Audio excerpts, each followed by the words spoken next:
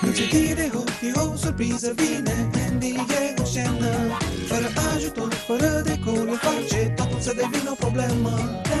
Mă numesc Andy, lumea mă cunoaște. Cel mai bun din lume, toată lumea spune. Mă numesc Andy, lumea mă cunoaște. Cel mai bun din lume, toată lumea spune.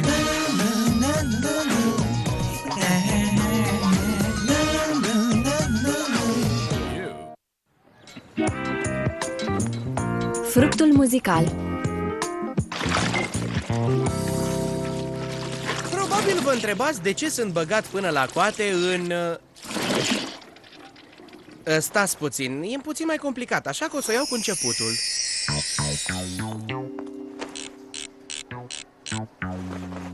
Nimic nu e mai rău decât detenția la bibliotecă.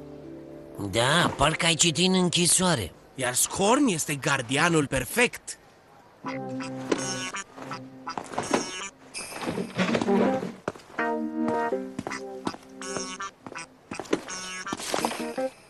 Ai deschis prea larg cartea. O să se rupă cotorul.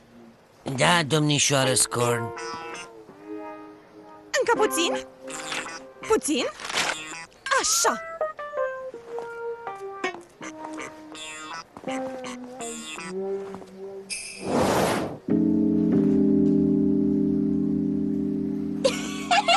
Ți-am spus, mai atinge o dată și am terminat cu poveștile.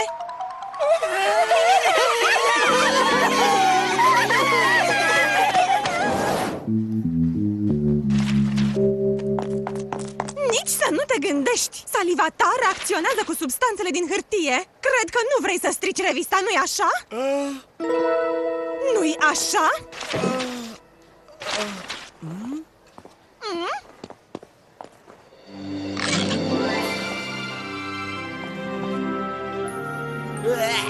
Ce plăcere scârboasă de bibliotecar!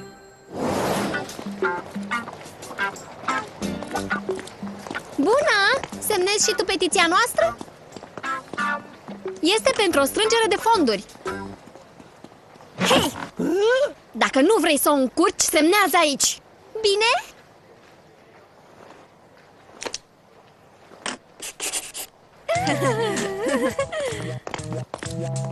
Ia spune-mi, câte nume avem până acum? Cu ultimul tip? 72. Asta va fi cea mai ușoară recompensă ca elevi pe care o vom lua vreodată. Da, și ăștia n-ar trebui excluși, este? Ei, ce e asta? Asta pare a fi o listă de nume. Cu un creier ca al tău, mă bucur că ești alături de noi. Aha. E, știu ce e asta. Sunt idei pentru noile voastre nume. De ce nu? Adică, Jen, e atât de plictisitor. Poftim, am câteva. Urâtul Dam-Dam. Sau ce zici de obraznica Mecșoricica? Tontule, ne strici strângerea de fonduri. Strângere de fonduri?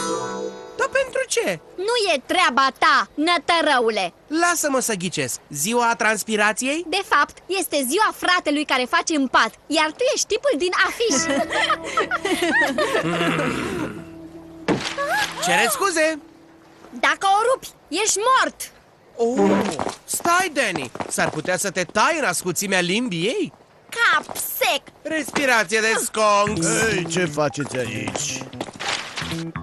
O petiție pentru o strângere de fonduri. De ce anume? Încă nu ne-am hotărât pentru ce să fie. Hei, am o sugestie. Ar trebui să veniți la mine în birou. E ceva în școală de care aș vrea să scap într-un fel sau altul. Ați înțeles? Dar de ce s-a uitat la mine când a spus că vrea să scape de ceva? Sunt sigur că te-ai obișnuit cu asta până acum. Dacă el crede că o să fie atât de ușor, înseamnă că nu-l cunoaște pe Andy Larkin, maestrul farselor de pretutindeni. Să mergem, prietene! Copiii eschimoșilor din Nord au mare nevoie de cărți. Strângerea voastră de fonduri i-ar ajuta foarte mult în realizarea unei biblioteci mobile. Ce ziceți de asta? Sună minunat, da. Ce Dumnezeu mai e și asta? Parcă ar veni de la gura de aerisire. Îngrijitorul a jurat că a scăpat pentru totdeauna de șobolani. Deci de Rosa crede că o să scape de mine, a? Sunt puțin cam istesc ca să lasă să se întâmple așa ceva. Phi Beta Kappa pentru Andy Larkin pentru genialitate în realizarea farselor. Câteodată, zău, mă surprind chiar și pe mine însumi.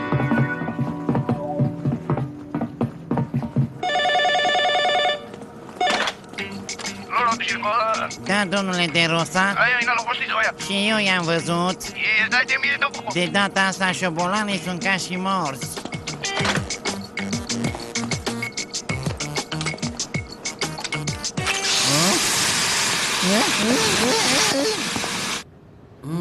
Pe unde o luăm? Domnule De Rosa, eram pe cale să vă spun că nu am încă nimic de vânzare pentru strângerea de fonduri. Deja am ceva în cap. Porc și fasole.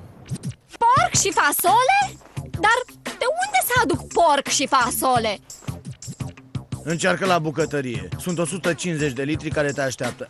Ai permisiunea mea. 450 de conserve?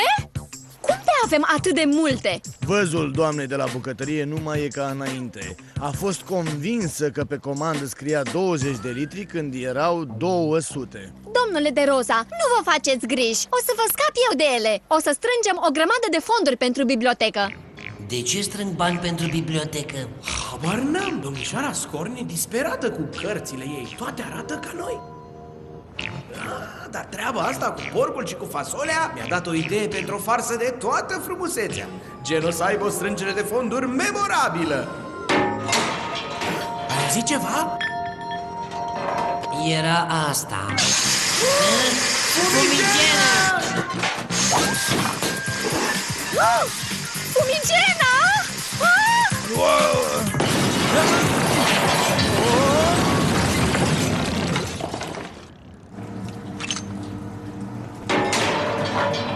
Cam asta este.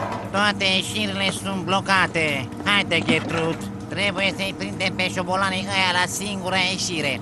Sectorul L. Lumină! Cred că văd o lumină. E ieșirea! Hai să mergem!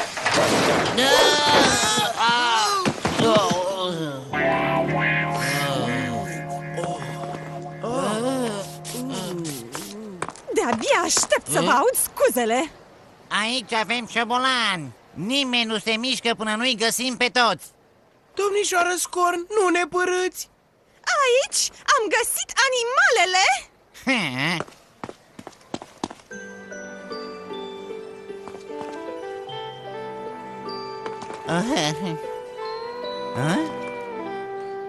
Șobolanii ăștia au crescut de data trecută. Trebuia să-mi fi dat seama că voi sunteți șobolanii noștri.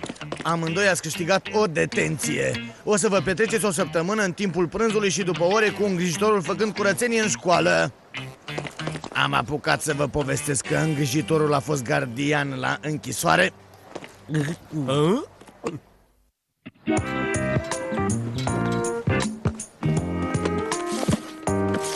Învățăm și din cea mai mică farsă.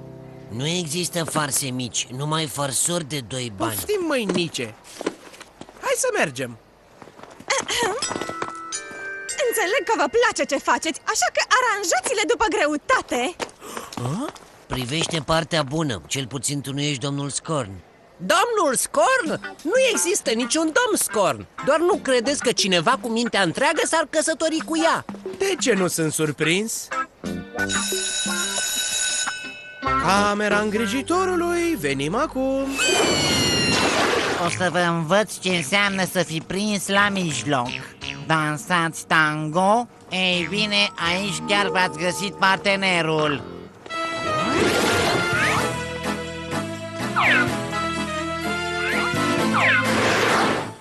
Ai găsit ceva amuzant, Larkin? Hai, ia râzi înainte. Pentru că o să cureți fiecare toaletă din școală, începând cu vestiarul băieților.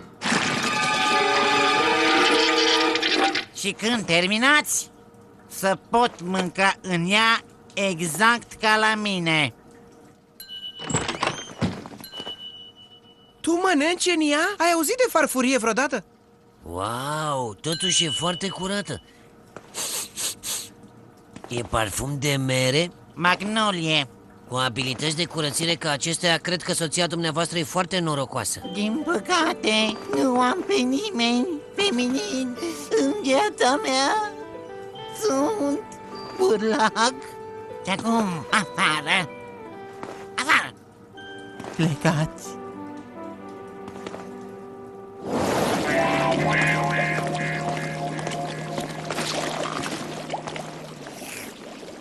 Legumele astea miros ciudat. Sunteți sigură că sunt proaspete? Lăsați-mă să văd data expirării. Ei, Unde sunt ochelarii ăia? ei, Oh, da, iată. Mai sunt valabile încă un an de zile. E bine. Să le punem pe toate la fiert. Strângerea de fonduri deja a început.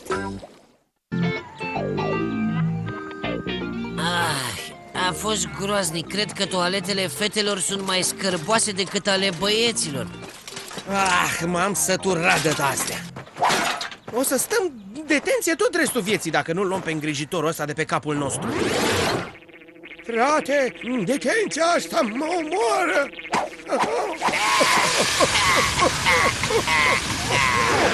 Cred că ar fi fost altfel dacă nu s-ar fi simțit atât de mizerabil. Danny, n-a spus Bonului că domnișoara Scorn nu e măritată? Aha. Și mi-amintesc eu bine, îngrijitorul a spus că n-are soție, nu?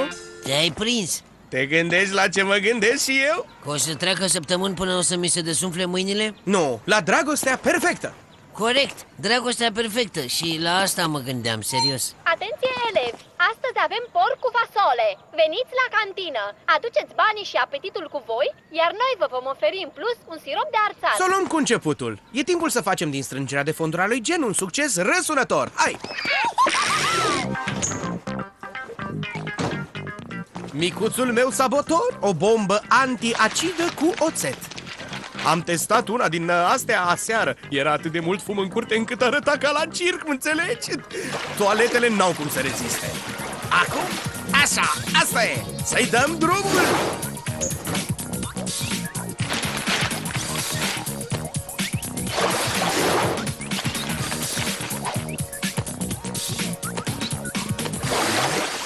Conform calculelor mele, asta e ultima toaletă din școală. Haide că simt dragostea din aer. Da, deci asta era...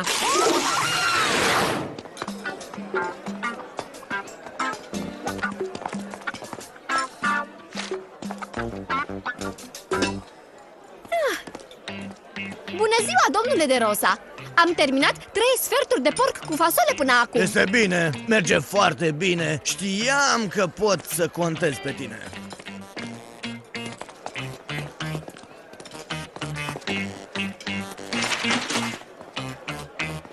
Îmi iei banii sau nu? Sigur că o să-ți iau banii, mai mult soiule ce ești.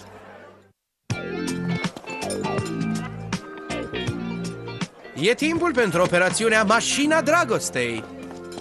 Domnișoară Scorn, am descoperit un bărbat care stă la coada asta și care are foarte multe în comun cu dumneavoastră. Nu-i așa? Oh, da? De exemplu? Păi, amândoi sunteți cam trecuți. Oh, Pierre Barton, cartea aia nu-i o tavă! Prima lovitură.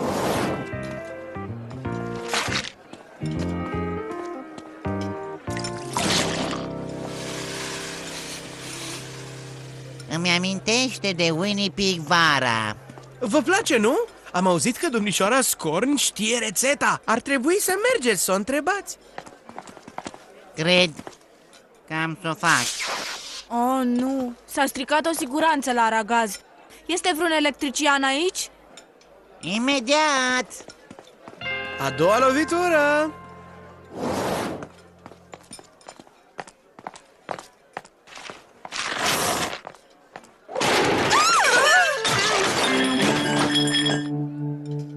Atenție! Porc și fasole pe podea! Îmi pare rău! Nu vă faceți griji, domnișoară Scorn. Curăț cât ai zice pește. Oh. Am scris la fix! Sper să nu vă supărați că vă spun, dar aveți o bibliotecă foarte curată. Iar dumneata faci o treabă minunată cu podelele. Pot chiar să mă oglindesc în ele câteodată. Ce podele norocoase! Eu n-am remarcat înainte, dar vocea dumitale sună ca o...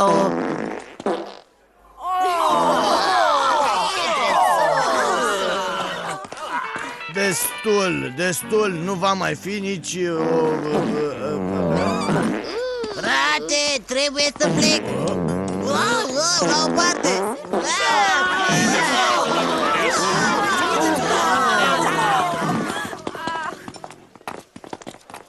Domnule de Rosa, tocmai mi-am găsit ochelarii și am niște veștrele. Fasolea asta a expirat de acum 2 ani. E râncedă. Ce să facem? Nimic, și să-ți ții gura, greșeala s-a făcut. Oh, frate, dar farsa asta e din ce în ce mai bună. Și mai bună, tot mai bună.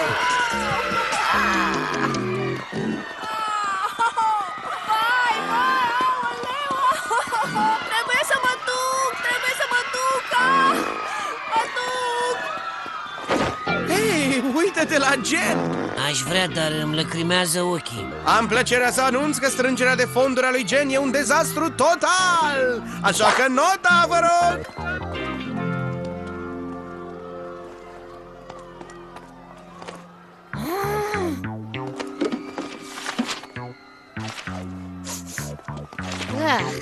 Gen, toată lumea își vrea banii înapoi.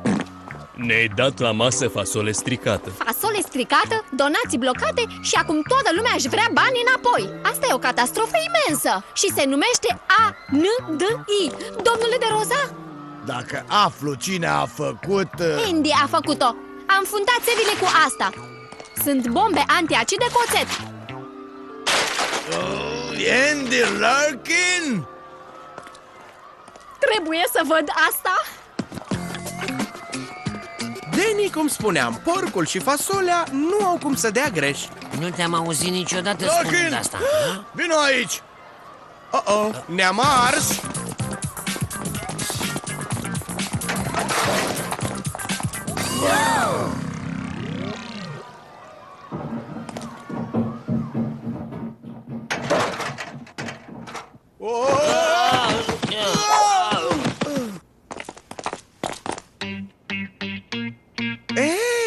Domnule de Rosa, tocmai verificam asta, conductele. Larkin, m-am săturat de tine. Asta a fost ultima picătură care a umplut paharul. Sunteți exmatriculați. Foarte brutal. Nu la fel de brutal cum au rămas copiii sărași fără cărți, mulțumită faptului că mi-ai stricat strângerea de fonduri. Ce tot spui acolo? Strângerea de fonduri era pentru bibliotecă? O bibliotecă pentru copiii săraci din Nord, nu pentru asta, tântălăule. Cine e acolo? Hai să te văd odată.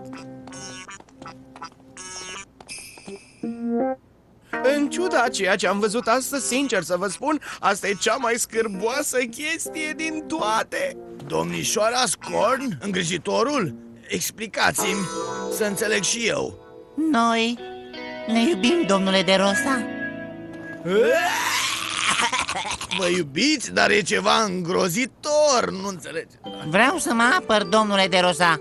De ce să nu simt și eu dulceața dragostei ca toată lumea? De ce centrala să fie singurul lucru din pivniță în care să ardă focul? Și de ce să citesc despre dragoste numai din cărțile din sectorul romantic și să nu aflu cum este în realitate dragostea? Mie îmi vine rău. Băieți, vrem să vă mulțumim.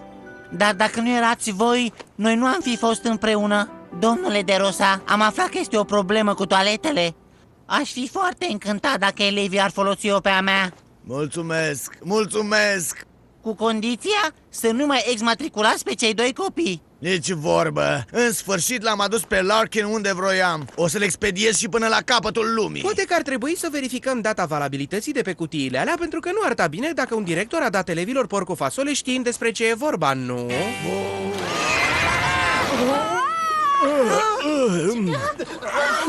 Frate, o să explodez!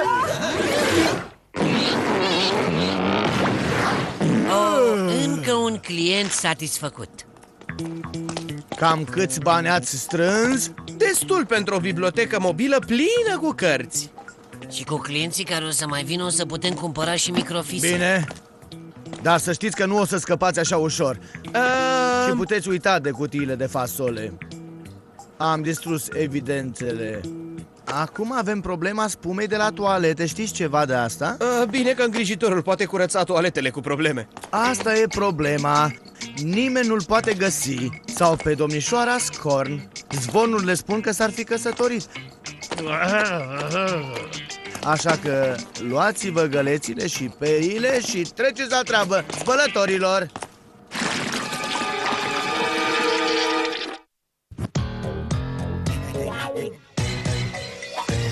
Nu ți închide ochii, o surpriză vine. Andy e în scenă. Fără ajutor, fără decor, el face totul să devină o problemă. Mă numesc Andy, lumea mă cunoaște. Cel mai bun din lume, toată lumea spune. Mă numesc Andy, lumea mă cunoaște. Cel mai bun din lume, toată lumea spune. Na, na, na, na.